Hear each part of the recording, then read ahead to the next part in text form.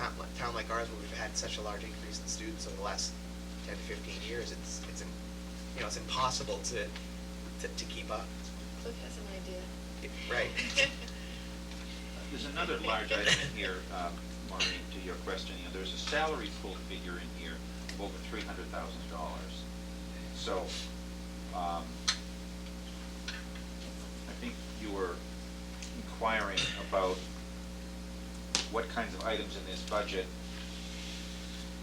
can be reviewed in a different fashion. That might be one of them,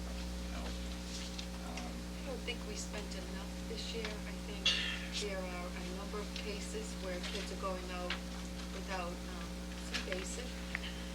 Even substitutes in a classroom is one. I think kids should have full-time meal-on teachers. I think textbooks are definitely an area where we're sorely lacking. Materials, technology. So I'm not endorsing starting with what we had in July. I just think if we looked at that compared to what your preliminary budget was last year at this time, we would see an erosion, a drastic erosion. The gap is so large. You referenced the $1.7 million gap between preliminary budget and level funding, that I think it's fair to say we're going to be examining each and every line in this budget in a way we never have. I don't think this year we can do what we have in the past, go through and say, okay, let's do without this set of textbooks. But yeah, I think we've done that so many times that we can't do that anymore. We're looking at wholesale programs. I don't see a solution that would sustain us for the number of years we're going to be in this predicament. And I also don't see,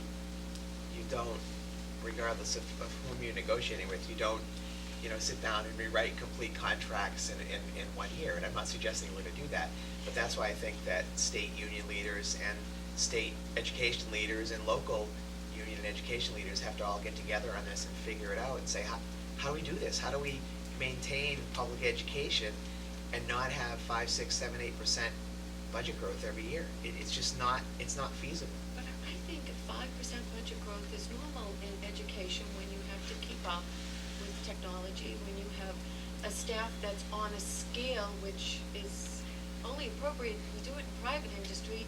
You come in at a starting salary. 10 years later, you expect to be making more because you've grown in that capacity. So it's no different.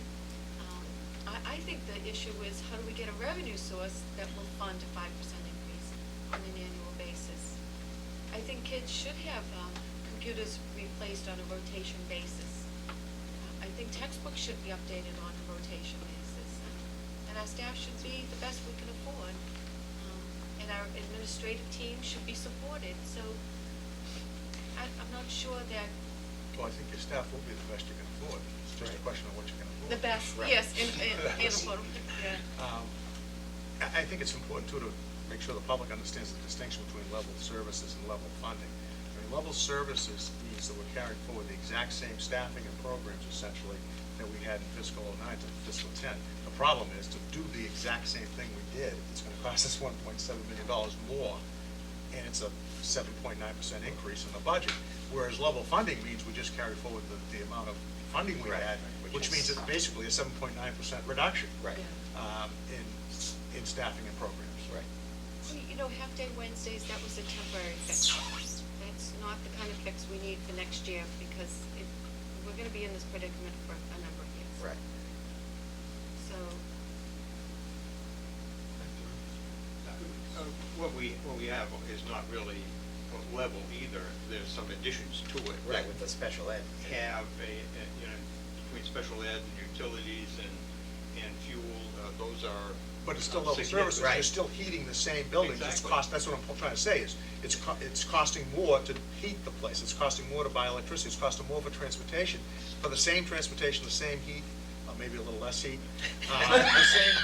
So even the same special education services, it's all costing more for the same thing. But we have no control over those. I understand. And we really don't have a control over the rest of it either, except to try to hold the line on our spending to the kind of services that we're providing now, which are are the minimum services. We're not providing any special super level services. We're providing the minimum level services. As Maureen implied, I had an idea, and I presented it to the governor in the form of a letter to have an instant influx across the entire Commonwealth to provide additional funding. And basically that was to increase the sales tax from 5% to 6%, and take that 1% difference and allocate it to education, K through 12, and do it level across the entire population of schools, so that we don't get a factor in there that makes it useless to us. But to every pupil in the Commonwealth to get Certain amount. per pupil allocation out of that. Just take the total number of students, divide it into the total 1%, and divvy it out. And in the letter, I made the point that this could be done in January or February and be available for FY10. It's straight, simple, straightforward. I haven't heard anything back on that. I may never hear anything back on it, but I'm going to continue to grab on towards with it.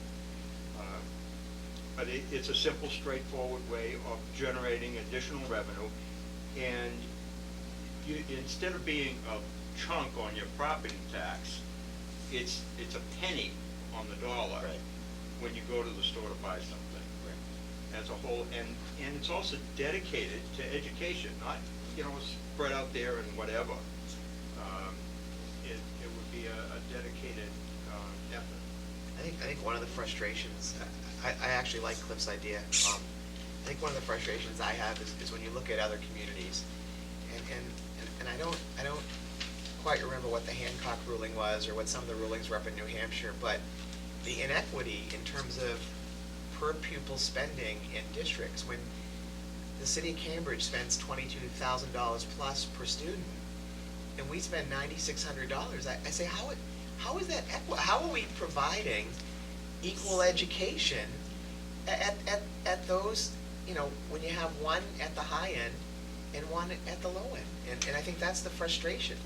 And there are 25 communities that are getting more in Chapter 70 funding, grant from the state.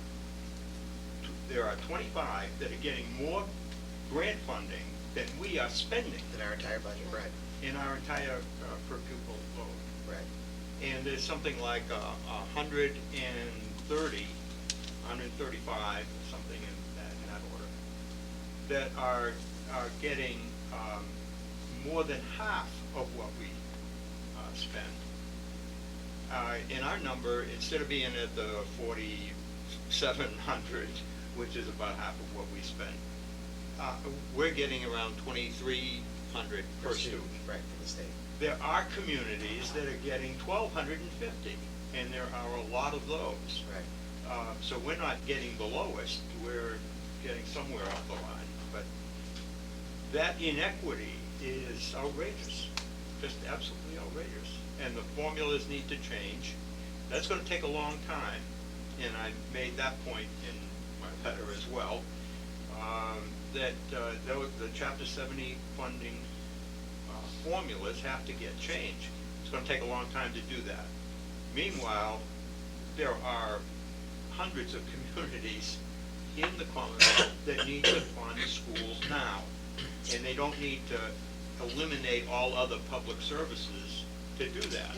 They have to fund those as well. And we have a limit on what we can generate for revenue out of property tax under 2.5. So we're kind of caught between a rock and a hard place. There needs to be more funding. So let's see where it comes down. It's only a week or so old. So. And I think to point out, Jerry made a good point about level services versus level funding, and that right now, the best case scenario we're being given is level funding.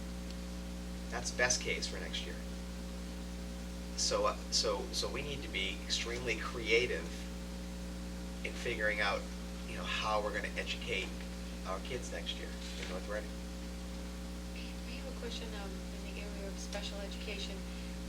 In the recent past, it's been the efforts of this district to, keep kids in our district. And so we've increased our staff in professional development and tried to keep kids with needs serviced here in our district. But it seems like in the past couple of years, that effort is escaping us. There's an increase in transportation, so there are an increased number of kids leaving our district. And there's an increase in the tuition. So, have you had some discussions with Christine on, is that in a proportionate increase due to a proportionate number of students being serviced, or are we not keeping up with the needs and building that in-house staff that we, once had success with?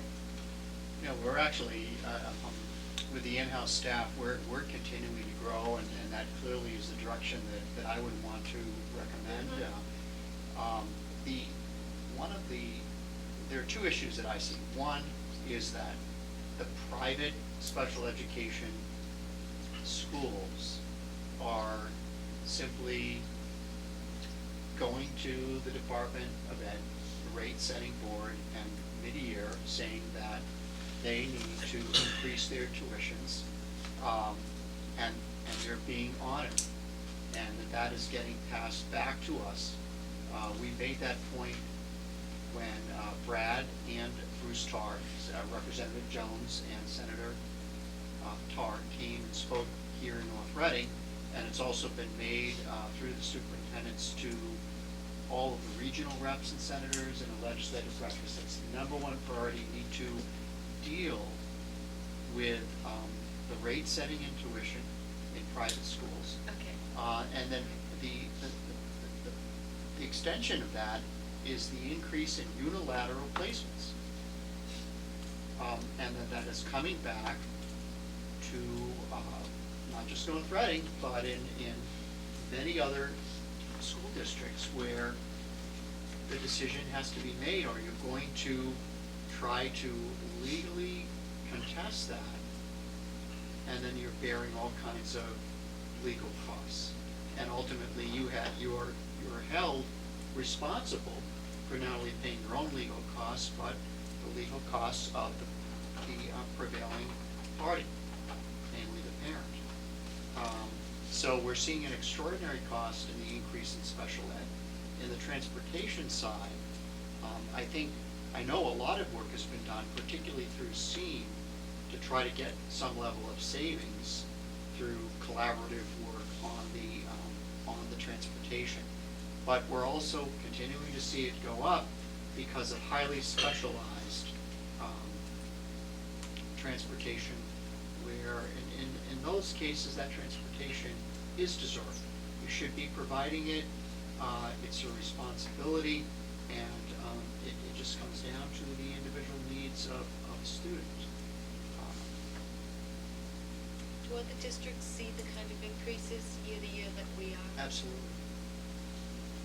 And I do think one issue with special education from a state point of view is they set, in my opinion, too high of a threshold that you have to get to before they start reimbursing, and then when they reimburse, they don't reimburse 100% over that threshold. I don't know what the number is, Carl. Is it 28,000 now or 24,000? How high does the tuition have to be before the state starts to reimburse you for circuit breakers? It's in the 30s, it's 2.5 times Right, so the it's foundation. just not, it's not realistic. And we're told that it's 75, they're actually moving into 72, and we're now being told to budget 60, count on circuit breaker for 64 or 65%. The reimbursements after you hit After you that hit that minimum, threshold, right. which is up around 30,000. Yeah, over 30,000. You know, that's very nice to do that. I mean, we could do the same thing, couldn't we? You know, like shut it right off, just say, we can't do that. Can't afford it. We can't afford it. The state does it, why can't we do it? I have a question. I know that we can. I just, it We're on the is bus it with is somebody. it is so Yeah. frustrating, so frustrating. It is.